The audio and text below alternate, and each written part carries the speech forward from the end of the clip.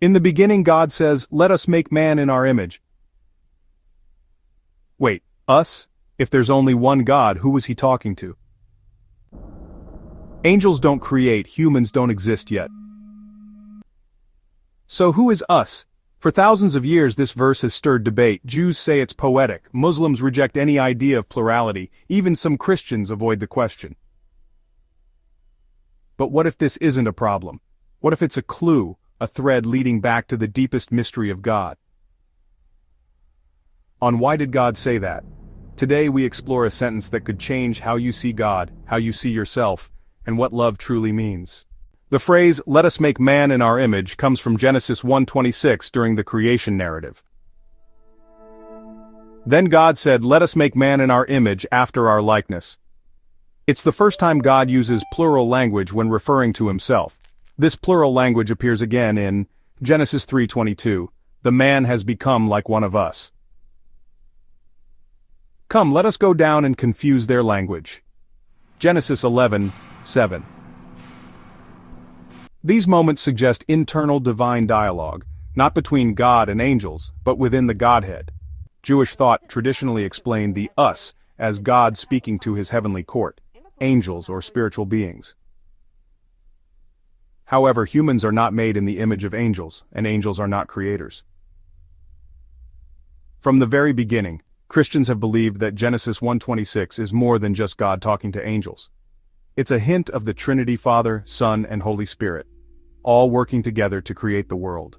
God is not three gods, he is one God expressed in three persons. This moment in Genesis 1 is not the invention of the Trinity, it is its introduction. We see it all over creation. God the Father creates. The Spirit of God hovers over the waters, Genesis 1:2. The Word, later revealed as Jesus, and the Word became flesh, John 1:14. Through him all things were made, without him nothing was made that has been made, John 1:3. This wasn't a committee decision, it was perfect communion, love creating life, unity forming humanity. Why this matters? Because you weren't made by accident. You were made from relationship for relationship. God didn't need you. He wanted you. The same love that existed within the Trinity, Father, Son, and Spirit, wanted to extend that love to you.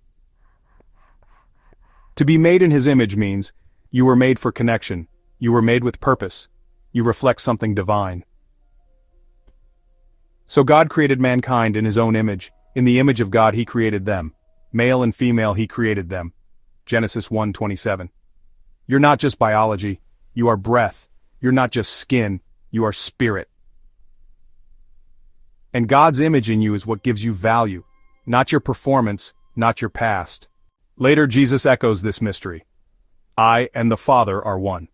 John 10:30. Anyone who has seen me has seen the Father. John 14:9. And just before the cross, Jesus prayed, Father, make them one as we are one. John 17:22. He wasn't just inviting you into belief, he was inviting you into oneness, with God and with each other. So, why did God say, let us make man in our image? Because before the world began, there was love, a Father, a Son, and a Spirit, creating you in the overflow of their unity. And when God formed you, he wasn't just sculpting flesh, he was imprinting his image.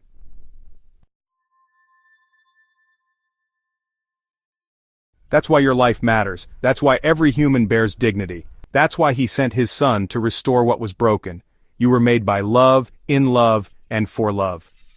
If this gave you a new way to see who God is, subscribe to Why Did God Say That? And remember, you're not random, you're not forgotten, you're made in the image of God.